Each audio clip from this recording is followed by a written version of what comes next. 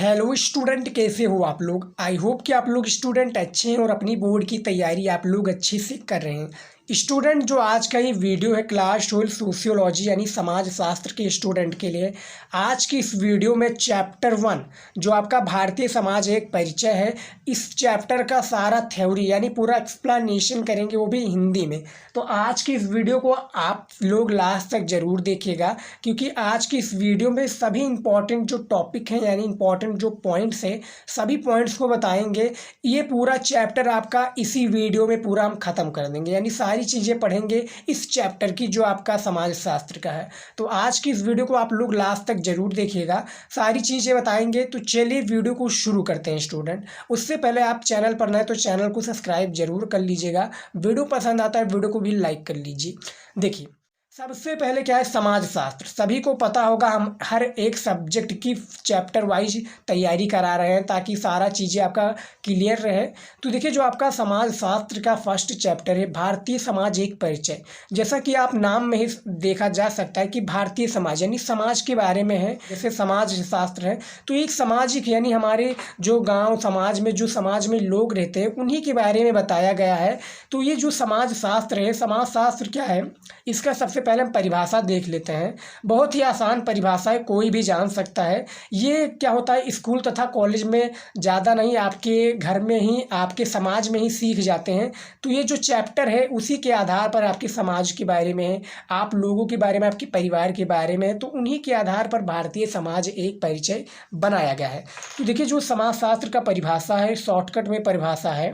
देखिए, समाज सामाजिक संबंधों का क्या है, समाज सामाजिक संबंधों का वह जाल है, इस जाल को हम समाजशास्त्र कहते हैं। यानी जो समाजशास्त्र है, सामाजिक यानी सामाजिक जो हमारे समाज में सामाजिक संबंधों का वह जाल है, रीति रिवाज जो भी जाल है, इस जाल को क्या कहते हैं, हम समाजशास्त्र कहते हैं। छोटा सा एक पॉइंट है, कोई भी पूछता है या कोई भी टीचर पूछता है तो शॉर्टकट में इसका आप जवाब दे सकते हैं कि सामाजिक संबंधों का वह जाल है, उस जाल को हम समाजशास्त्र कहते हैं। यानी जाल को, जो पूरा समाज में जाल बिना हुआ है, जाल किस प्रकार से है, रीति रिवाज का और भी नियमों कानून का समाज में जो सीखते रहना, बड़ों से आदर करना, छोटों से आदर करना, इधर चलना उधर चलना, कोई भी जो सारी चीज़ें होती हैं तो समाज में ही हम सीखते हैं, ना कि कोई बाहरी और कोई टीचर सिखाता है। हम समाज में ही रहकर बोलना सीखना, उनकी तरह रहना, खाना पीना, बॉडी लैंग्वेज किस प्रकार से, तो ये सब सारी चीज़ें जो है हमारी समाज में ही सीखी जाती है। अब देखिए, समाजशास्त्र का हमने शॉर्टकट में आपको परिभाषा तो दे दिया है, लेकिन जो इसका परिभाषा है एक प्रकार से किस प्रकार से जो किताबी भाषा में है, और जो हमारे समाज में होने वाली एक्टिविटी है वो किस प्रकार से, उसको भी हम देख लेते हैं। तो देखिए, समाज शास्त्र क्या है, समाज शास्त्र का सामान्य परिचय यानी बिल्कुल समान सिंपल परिचय है इसका। देखिए, सिंपल परिचय में देखिए क्या है, नोट कर लीजिएगा, बहुत ही इन्फॉर्मेटिव है आपका ये चैप्टर। इसी चैप्टर से काफ़ी क्वेश्चंस आपकी बोर्ड एग्जाम में देखने को मिल जाएंगे। देखिए, तो ये क्या है, यह एक ऐसा विषय है जिसके बारे में लोगों को प्रारंभ क्या है, लोगों को प्रारंभ से ही कुछ ना कुछ जानकारी होती है। यानी प्रारंभ से कहने का मतलब है जन्म के उपरांत, आपका जन्म होता है तो समाज में ही आप रहते हैं, जब समाज से बाहर नहीं रहते हैं, आप अपने फैमिली में रहते हैं, फैमिली में ही सारी चीज़ें सीखते हैं। तो देखिए, परंतु समाज का ज्ञान हमें औपचारिक या अनौपचारिक तरह से विद्यालय, घर या अन्य संदर्भ में सिखाया जाता है। यानी जो समाज में रहना, हमारे विद्यालय में भी काफ़ी चीज़ें सिखाई जाती है, हमारे फैमिली में भी काफ़ी चीज़ें सिखाई जाती है और हमारे समाज में भी सिखाई जाती है, जो कि क्या होती है, औपचारिक या अनौपचारिक तरह की होती हैं। ये आपको याद रखनी है। घर का क्या है, अनौपचारिक तरह के होते हैं, घर अन्य संदर्भ में क्या है, सिखाया जाता है, ये चीज़ें हैं।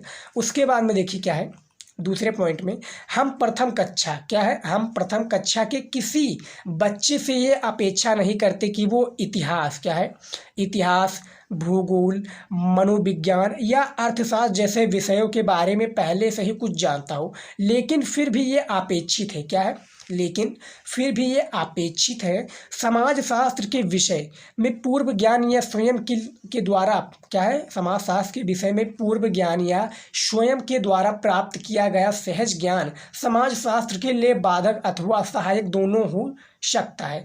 क्या होता है ना कि पहले जैसे आपको पता होगा, हमने बताया आपको शुरुआत में ही कि जो चैप्टर आपका जो सब्जेक्ट होता है वो पर्टिकुलर कोई ना कोई फील्ड में होता है। जैसे कि ये समाज के बारे में, समाज शास्त्र समाज के बारे में है, इतिहास यानी हमारे जो पुराने इतिहास की पन्ने हैं या जो भी इतिहास में घटना घटी इतिहास के बारे में। भूगोल हमारा पृथ्वी के बारे में। मनोविज्ञान यानी हमारे मस्तिष्क में क्या चल रहा है इसके बारे में। अर्थशास्त्र यानी हमारा जो बजट है या जो भी चीज़ें हैं बजट कैलकुलेशन में जो भी चीज़ें मैथ से रिलेटेड जो भी चीज़ें हैं ये हमारा अर्थशास्त्र में आ जाता है। तो कोई ना कोई सब्जेक्ट जो होता है पर्टिकुलर चीज़ों पर डिपेंड रहता है, ये आपको याद रखना है। तो विषय के बारे में कुछ जानता है। और समाज के क्या है, देखिए समाजशास्त्र के विषय में पूर्व ज्ञान या स्वयं के द्वारा प्राप्त किया गया सहज ज्ञान समाजशास्त्र के लिए बाधक अथवा सहायक दोनों हो सकता है। यानी जो समाज में हमारे समाज में बुरी चीज़ें अच्छी चीज़ें जो भी सिखाई जाती हैं क्या होती है, समाजशास्त्र में बुरी चीज़ें जो भी अच्छी चीज़ें जो भी आप सिखाई नहीं जाती जो भी आप ग्रहण करते हैं उसी के आधार पर क्या होता है समाज शास्त्र पर निर्भर है। समाज पर इफेक्ट पड़ता है कि किस प्रकार से आप उसको इम्प्लीमेंट करते हैं और किस प्रकार से आप उसको देते हैं। तो सारी चीज़ें जो है इसमें समाज शास्त्र के जो सामान्य परिचय में हमने बता दिया है, 3 पॉइंटों के थ्रू हमने बताया है कि किस प्रकार का समाज शास्त्र का सामान्य परिचय होगा। तो देखिए जो भारतीय समाज एक परिचय चैप्टर है इसमें हमने समाज शास्त्र के बारे में जान लिया कि समाज शास्त्र होता क्या है, इसकी परिभाषा क्या है, समाज शास्त्र यानी समाज को हम किस प्रकार से देखते हैं।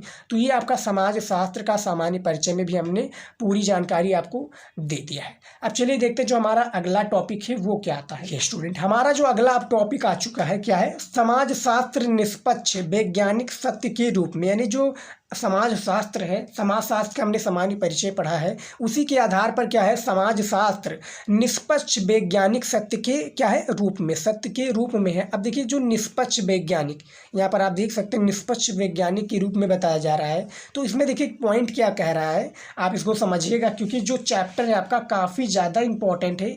और इसी चैप्टर से मैं बता दूँ आपका समाज शास्त्र एक ऐसा आसान चैप्टर है जिसमें आप समाज से ही चीज़ें सारी चीज़ें सीख सकते हैं, समाज के आधार पर सारी चीज़ें आप समझ सकते हैं। देखिए समाज शास्त्र द्वारा यह ज्ञान प्राप्त होता है कि दूसरों का हमारे प्रति क्या है, दूसरों का हमारे प्रति क्या दृष्टिकोण है अथवा हमारा स्वयं के प्रति क्या दृष्टिकोण है। इस प्रक्रिया को क्या कहते हैं, स्ववाचक या आत्मवाचक कहा जाता है। क्या, स्ववाचक या आत्मवाचक कहा जाता है।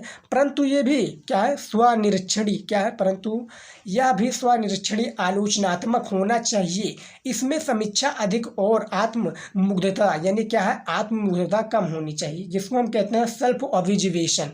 जो आत्ममुग्धता है इंग्लिश में हम इसको कहते हैं क्या, सेल्फ ऑब्जर्वेशन। क्या कहते हैं कि मुग्धता कम होनी चाहिए। बेसिकली कहने का मतलब जो है तात्पर्य क्या है कि जो समाज शास्त्र है ये अपने समाज के ज्ञान को प्राप्त होता है, अपने समाज से ही आप सीखते हैं सारी चीज़ें। और दूसरों के प्रति यह दृष्टिकोण है अथवा हमारा स्वयं के प्रति कोई दृष्टिकोण है, यानी हमारे स्वयं के प्रति समाज के प्रति किस प्रकार सा दृष्टिकोण है, रीति रिवाज किस प्रकार से सारी चीज़ें हैं।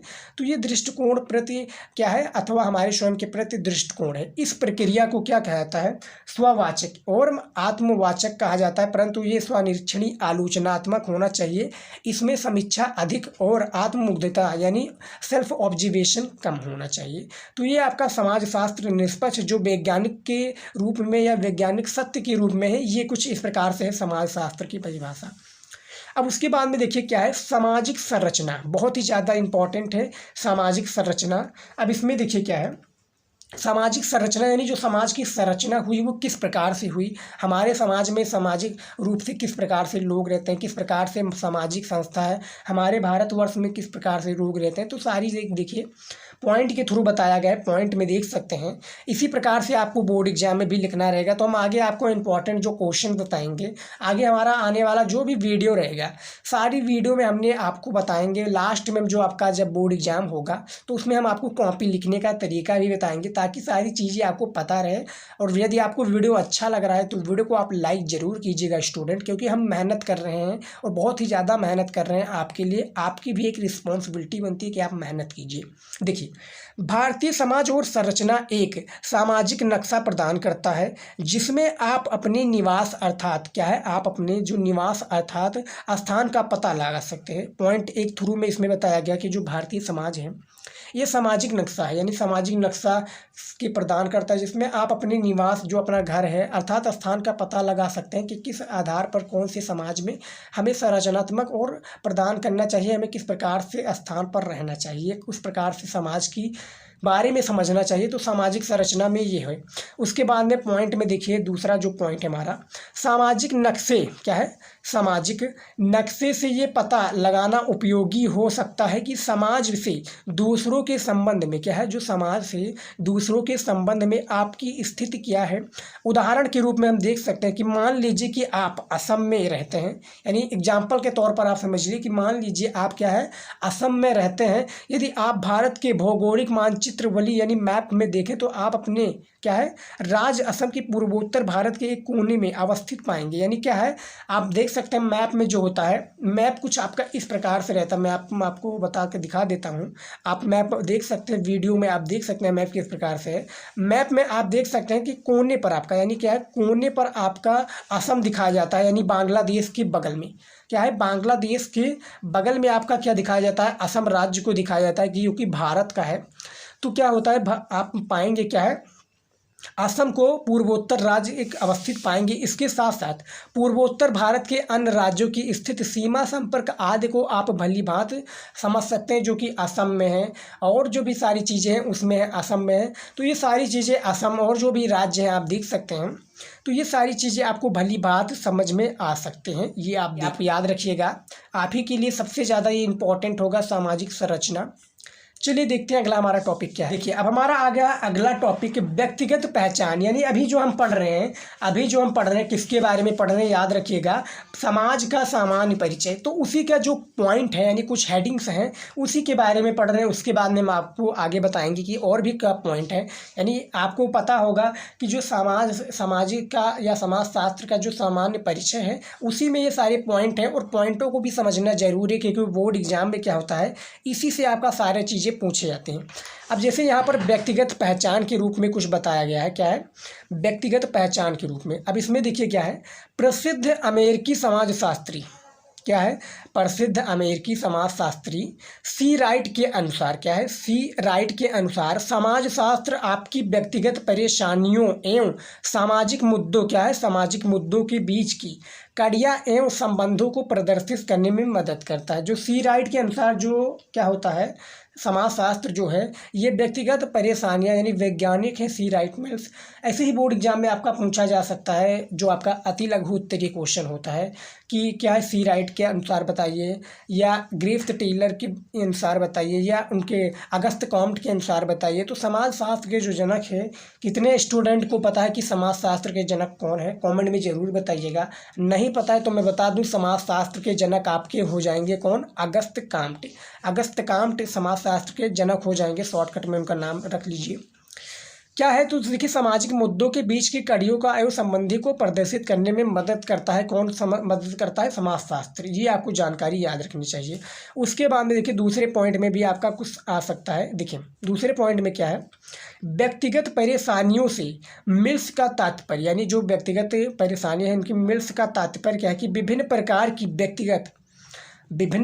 की व्यक्तिगत चिंताओं तथा समस्याओं से है जो सभी के साथ होती हैं। बेसिकली क्या होता है, जो समाज में आप लोग रहते हैं, समाज में ही हम लोग रहते हैं। समाज एक ना एक चीज़ों से बंधा है, यानी कोई ना कोई राज्यों या कोई ना अपने समाज के लोगों से बंधा हुआ है। तो व्यक्तिगत परेशानियां में मिल्स का जो तात्पर्य है कि विभिन्न प्रकार की जो व्यक्तिगत चिंताएं, यानी जो व्यक्तिगत चिंताएं तथा समस्याओं से है वो सभी के साथ होती हैं, यानी हमारे साथ भी होती हैं, आपके साथ भी समस्याएं होती हैं। तो ये समाज में लोगों के साथ सभी के साथ होती है, कोई ना कोई समस्याएं होती हैं।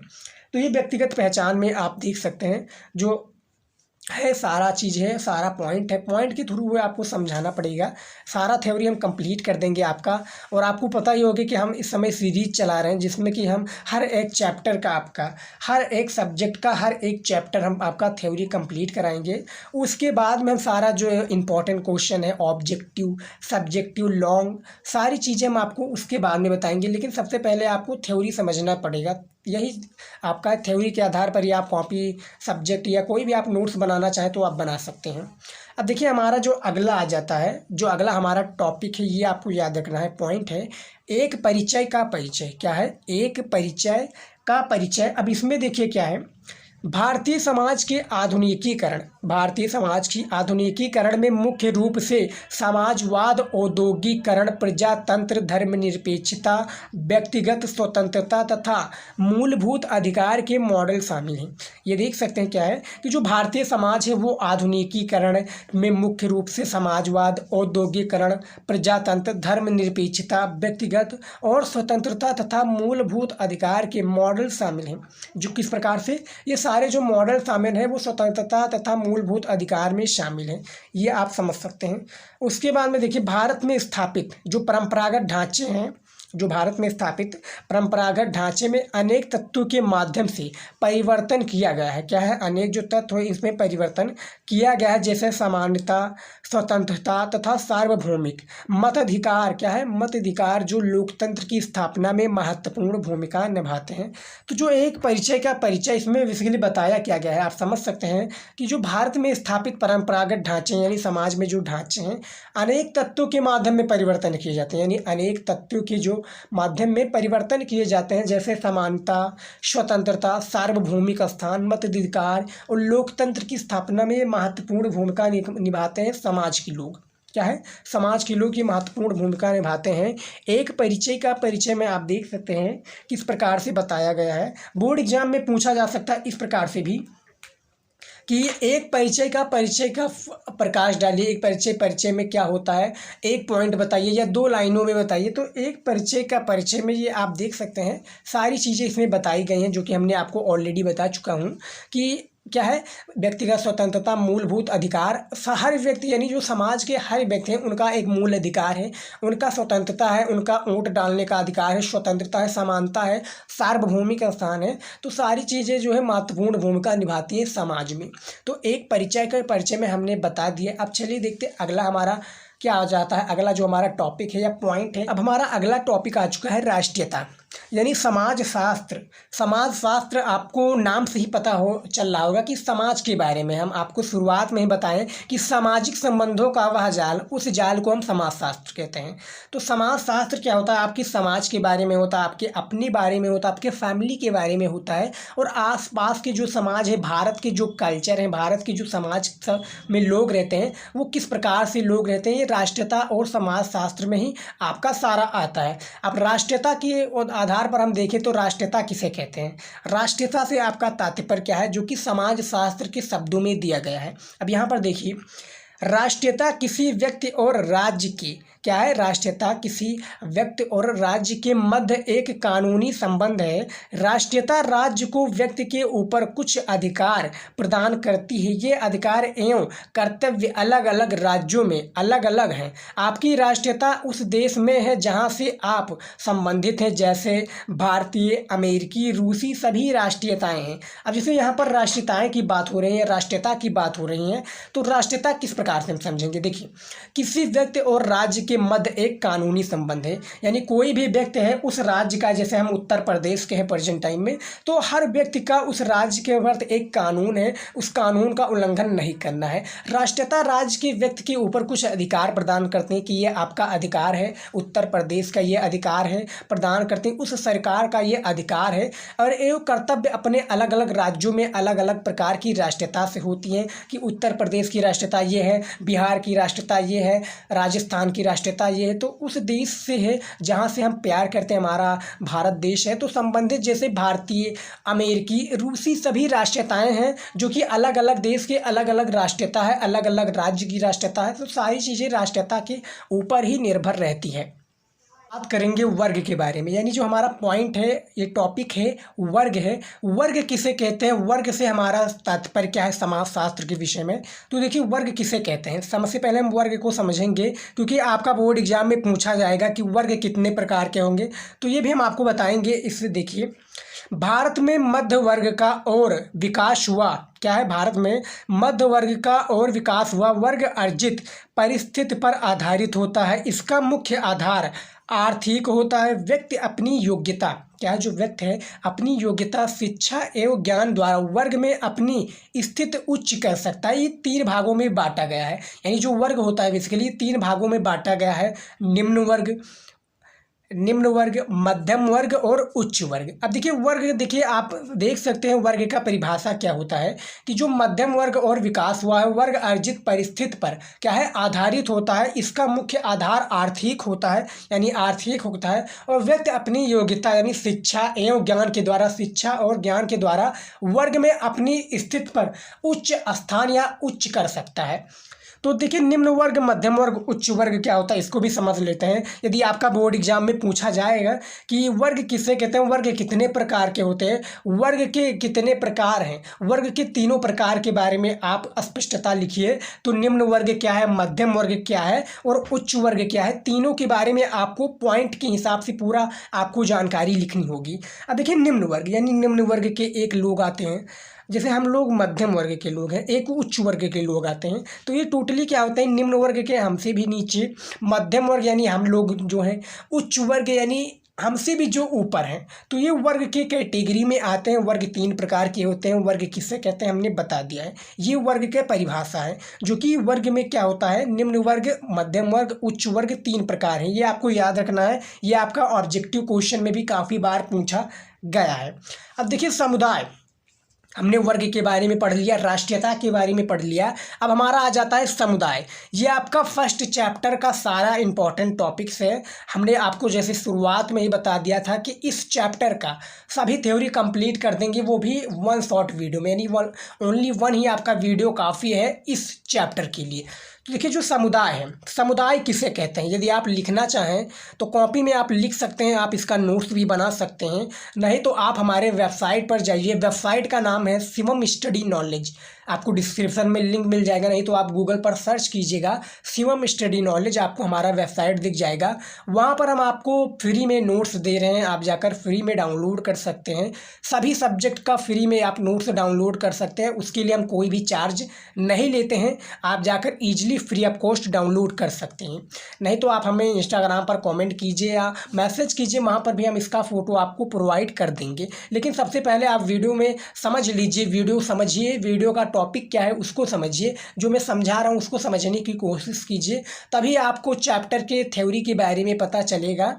तो देखिए समुदाय, समुदाय किसे कहते हैं, समुदाय शब्द लैटिन भाषा के क्या है, जो समुदाय शब्द है ये लैटिन भाषा के कॉम तथा म्यूनिस, क्या है, कॉम तथा म्यूनिस शब्दों से बना है। जैसे कॉम का अर्थ क्या है, जैसे समुदाय जो है ये आपका बोर्ड एग्जाम में पूछा जा सकता है कि समुदाय किसे कहते हैं, समुदाय कितने भाग से, आपका ऑब्जेक्टिव क्वेश्चन यानी बहुविकल्पीय में ये पूछा जा सकता है कि समुदाय किन दो शब्दों से मिलकर बना है। तो चार ऑप्शन दे दिए जाएंगे, जैसे यहाँ पर कॉम तथा म्यूजिन्स दे दिए जाएंगे, या तीन और भी गलत दे दिए जाएंगे। तो उनमें से आपको पता है कि भैया यहाँ कॉम तथा म्यूनिस जो है ये दो शब्दों से मिलकर समुदाय बना है, तो आप तो सही लगा देंगे। लेकिन जिन्हें नहीं पता है उन्हें ये मालूम होना चाहिए, क्योंकि इन्हीं सबसे आपका ऑब्जेक्टिव क्वेश्चन तैयार होता है, ना कि कोई बाहरी, आपके पूरे चैप्टर से ही लिए जाते हैं। तो समुदाय शब्द लैटिन भाषा के कॉम तथा म्यूनिस शब्दों से बना है। कॉम का अर्थ है एक साथ, यानी कॉम का क्या अर्थ है दोस्तों, कॉम का अर्थ है बेसिकली एक साथ, यानी क्या है, एक साथ अर्थात टुगेदर, यानी एक साथ। तथा म्यूनिस का अर्थ है क्या है, म्यूनिस का अर्थ है सर्विंग, यानी क्या है, सर्विंग। म्यूनिस का अर्थ है सर्विंग, यानी सेवा करना। इस प्रकार समुदाय का जो अर्थ होता है एक साथ मिलकर सेवा करना समुदाय के लोगों का, या समुदाय जैसे 9 लोगों का समूह है, 9 लोगों का समुदाय है, तो समुदाय में क्या होता है, एक साथ मिलकर सेवा करना, ये समुदाय शब्द होता है। समुदाय शब्द लैटिन भाषा के कॉम तथा म्यूनिस शब्दों से मिलकर बना है, जिसका अर्थ होता है एक साथ मिलकर सेवा करना। तो समुदाय का हमने परिभाषा आपको बता दिया, समझ में आ गया। अब चलिए देखते हैं समुदाय को हम और भी नामों से जानते हैं। जैसे समुदाय का हमने आपको थोड़ा बता दिया कि समुदाय 2 शब्दों से मिलकर बना है। अब इसका देखिए क्या है, अन्य शब्दों में हम कह सकते हैं, जो समुदाय का ये परिभाषा है कि अन्य शब्दों में हम यह कह सकते हैं कि व्यक्तियों का एक ऐसा समूह, या व्यक्तियों का ऐसा समूह जिसमें परस्पर, जैसा कि हमने आपको बताया, 9 लोगों का समूह, 10 लोगों का समूह, 50 लोगों का समूह, 100 लोगों का समूह परस्पर मिलकर रहने रहने की भावना होती है, क्या है, परस्पर मिलकर साथ में रहने की भावना होती है। और जो परस्पर क्या है, जो परस्पर सहयोग द्वारा अपने अधिकारों का उपयोग करता है, समुदाय कहलाता है। समुदाय आप समझ सकते हैं, दो भाषा लैटिन भाषा से बना है। और हमने आपको शुरुआत में बताया कि 10 लोगों का, 50 लोगों का या 100 लोगों का, जितने भी लोगों का समूह है, समूह में लेकर लोगों की मदद करना, सेवा करना एक दूसरे की, उसी को हम समुदाय कहते हैं। आप अपने शब्दों में भी बोर्ड एग्जाम में लिख सकते हैं। थ्योरी बहुत ही ज़्यादा इंपॉर्टेंट है, आप समझिए इसको, थ्योरी समझिए, सारी चीज़ें आप समझ जाएंगे बड़े आराम से। अब देखिए यहाँ पर पाठ्य पुस्तक का पूर्व दर्शन, ये भी एक इम्पॉर्टेंट क्या है, टॉपिक है, इस चैप्टर का एक अहम इम्पॉर्टेंट टॉपिक है। अब देखिए पाठ्य पुस्तक का पूर्व दर्शन में क्या है, जैसे कि हमने आपको, यदि आपने हमारा वीडियो वो देखा होगा न्यू सिलेबस वाला, तो हमने उसमें आपको बताया था कि चैप्टर आपके काफ़ी चेंजेस हुए हैं। चैप्टर के अनुसार जो आपका टॉपिक है वो भी काफ़ी चेंजेस हुए हैं। यदि आपने उसका PDF नहीं पाया हुआ है, PDF यदि आप नहीं देखे हैं तो इंस्टाग्राम पर आप मैसेज कीजिए, हम PDF आपको प्रोवाइड कर देंगे। वहाँ पर भी आप जाकर पूरे जो सिलेबस के बारे में जान सकते हैं, समझ सकते हैं। उसी के आधार पर आप पूरी चैप्टर वाइज क्वेश्चन तैयार कर सकते हैं। तो देखिए जो पाठ्य पुस्तक का पूर्व दर्शन है, ये क्या होता है, जो पाठ्य पुस्तक का पूर्व दर्शन है, इसे हम किसे कहते हैं, इसका परिभाषा क्या होता है। तो देखिए इस पुस्तक में इस परिचयात्मक क्या है, इस पुस्तक में इस परिचयात्मक अध्याय के अतिरिक्त 6 अन्य अध्याय हैं। क्या है, 6 अन्य अध्याय हैं। जैसा कि एक अध्याय हमने कंप्लीट कर दिया, अब 6 अन्य अध्याय हैं, उसको भी हम देख सकते हैं, जो कि पाठ्य पुस्तक का क्या है, पूर्व दर्शन के आधार पर। देखिए अध्याय 2 हमारा आ गया है, भारतीय समाज की जनंकिकीय संरचना। क्या है, जो भारतीय समाज की क्या है, जनंकिकीय संरचना क्या है। देखिए तो जैसे कि हमने आपको बताया कि जो इसमें क्या है, चैप्टर क्या है, इसमें जैसा कि यहाँ पर आप देख सकते हैं कि भारतीय समाज की जनंकिकीय संरचना, उसके बाद में क्या, सामाजिक संस्थाएं, निरंतरता एवं परिवर्तन, उसके बाद में बाजार एक सामाजिक संस्था के रूप में। तो जो आपका सारा चैप्टर है, कौन सा चैप्टर है, कौन सा चैप्टर है, ये सारी जो चैप्टर हैं आपका किस में रिलेटेड है, ये आपका चैप्टर जो है ये आपका खंड का से चैप्टर से रिलेटेड है। यानी खंड खा यानी सेक्शन ए में जितने भी चैप्टर हैं उसमें थोड़ा थोड़ा यहाँ पर बताया गया है। पाठ्य पुस्तक का क्या है, पूर्व दर्शन, ये आप देख सकते हैं। अब देखिए यहाँ पर हम आपको दिखा देते हैं, जैसे कि अध्याय 2 में भारतीय समाज की जनंकिकीय संरचना है, तो इसके बारे में जैसे आपको पढ़ना पड़ेगा। तो इसका क्या अर्थ है, इसको भी हम देख लेते हैं। सबसे पहले देखिए जैसे कि भारतीय समाज की जनंकिकीय संरचना क्या है, कि इस अध्याय में भारतीय जनसंख्या का समाजशास्त्रीय विवरण दिया गया है। जैसा कि मैं दिखा देता हूँ आपको, विवरण दिया गया है भारत जनसंख्या की दृष्टिकोण, यानी जो भारतीय समाज की जनंकिकीय संरचना है, इसका शॉर्ट में आपको परिभाषा देना, इसका पूरा आपका चैप्टर का पढ़ लेना है एक ही लाइन में। जनसंख्या की दृष्टिकोण में चीन के बाद विश्व का दूसरा सबसे बड़ा देश है। संभवतः कुछ दशकों से ही भारत विश्व का सबसे अधिक जनसंख्या क्या है, सबसे अधिक जनसंख्या वाला देश बन गया है। जिसके अलावा इसके अतिरिक्त इस अध्याय की कुछ अन्य मुद्दे पर भी विवरण दिया गया है, यानी जो टॉपिक है उसी के आधार पर विवरण दिया गया है, जैसे समाजशास्त्रियों तथा जनंकिकीय द्वारा जनसंख्या के अध्ययन की बातें, या हमारी जो जनसंख्या देश की विवरण बाधक या किसी अन्य रूप में सहायक, इन समस्त महत्वपूर्ण विषयों का अध्ययन अग्रिम अध्याय के अंतर्गत बताया गया है। यानी जो अध्याय आपका 2 है, भारतीय समाज की जनंकिकीय संरचना, इसमें ये सारी जानकारी बताई गई है। जो हम आपको अगला चैप्टर बताएंगे उसी के आधार पर सारी चीज़ें आपको पता होगी।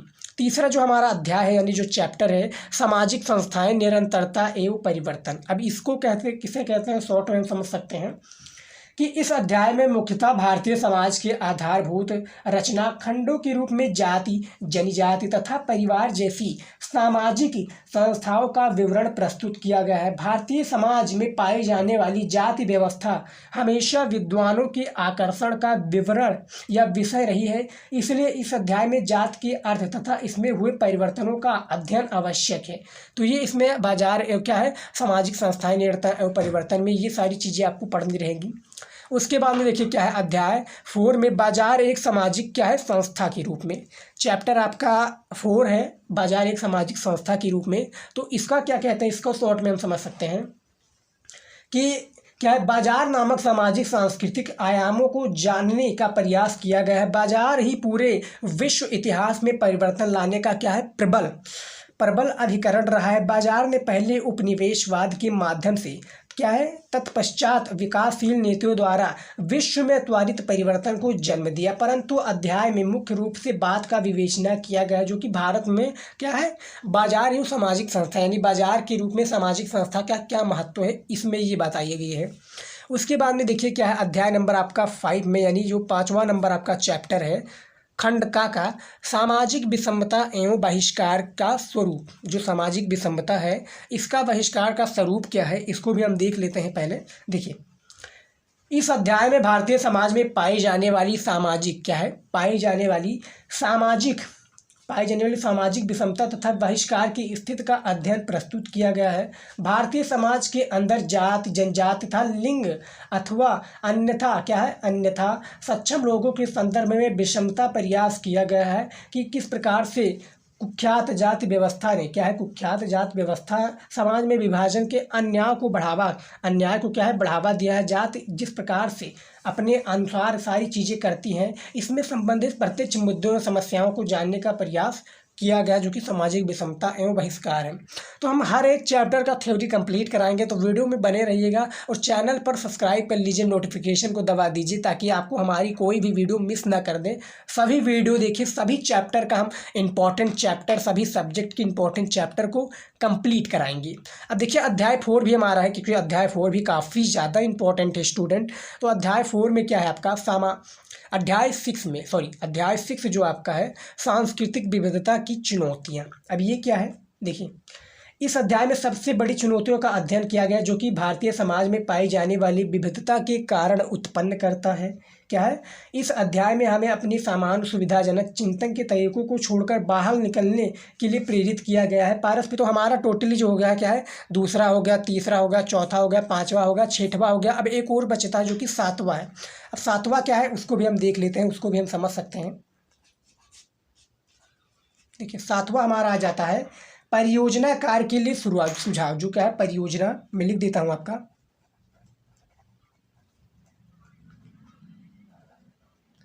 परियोजना कार्य के लिए सुझाव, परियोजना कार्य के लिए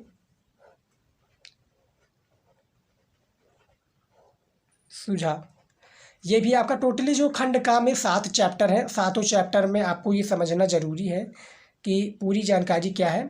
तो परियोजना कार्य के चैप्टर में क्या बात हो रही है, क्योंकि जो आपका फर्स्ट चैप्टर है आपको पता ही होगा, तो फर्स्ट चैप्टर का जो नाम है भारतीय समाज एक परिचय। अब इसमें देखिए भैया कितने सारी चीज़ें हैं जो कि हमने बता दिए हैं। तो भारतीय समाज एक परिचय में जो 7वां नंबर चैप्टर है आपका इस खंड काव्य का यानी खंड का, तो इसमें बताया गया है कि शिक्षाशास्त्रियों यानी अध्याय में शिक्षाशास्त्रियों तथा शिक्षकों के लिए जो सुझाव के रूप में शिक्षकों को कुछ उपयोगी सुझाव दिए गए, जिसमें पाठ्यक्रम के प्रयोगात्मक घटकों तथा समुचित चिंतन किया जा सके। हम विश्वास की ये प्रयास में अपने आप से रुचिकर होंगे। तो परियोजना कार्य के लिए सुझाव है। तो जो हमारा फर्स्ट चैप्टर है, फर्स्ट चैप्टर के हमने सारी चीज़ों को पढ़ लिया, पाठ्य पुस्तक के पूर्व दर्शन कर लिए हैं, और जो भी सारी चीज़ें हैं इस पॉइंट में हमने जो बताया है आपका जो फर्स्ट चैप्टर है आपका क्या है, भारतीय समाज एक परिचय, हमने सारी चीज़ें इसके पूरे पॉइंट्स को पढ़ लिया, इसकी सारी इंपॉर्टेंट टॉपिक्स को पढ़ लिया है, सारे हेडिंग्स को पढ़ लिया है। तो हमने सारी चीज़ें पढ़ लिया है। आई होप कि आज का ये चैप्टर आपका आज का ये वीडियो पसंद आया है। पसंद आए तो वीडियो को लाइक कीजिए, ज़्यादा से ज़्यादा अपने दोस्तों के साथ शेयर कीजिएगा। आज की इस वीडियो में बस इतना ही। यदि आप इसका PDF डाउनलोड करना चाहते हैं यानी नोट्स जब डाउनलोड करना चाहते हैं तो आप हमारे वेबसाइट पर जाइए, शिवम स्टडी नॉलेज, गूगल पर सर्च कीजिए, आपको हमारा वेबसाइट मिल जाएगा। वहाँ पर जाकर आप ईजिली सभी सब्जेक्ट का PDF डाउनलोड कर सकते हैं। जिस प्रकार से हम पढ़ाएंगे उसी के आधार पर हम चैप्टर वाइज आपका नोट्स वहाँ पर प्रोवाइड कराते रहेंगे। और यदि आप न्यू सिलेबस का नहीं वीडियो देखा है तो जाकर देख लीजिए, वो भी काफ़ी ज़्यादा इंपॉर्टेंट है, उससे आपका सारा फंडा समझ में आ जाएगा। तो आज के इस वीडियो में इतना ही, मिलता है नेक्स्ट वीडियो में स्टूडेंट। जय हिंद।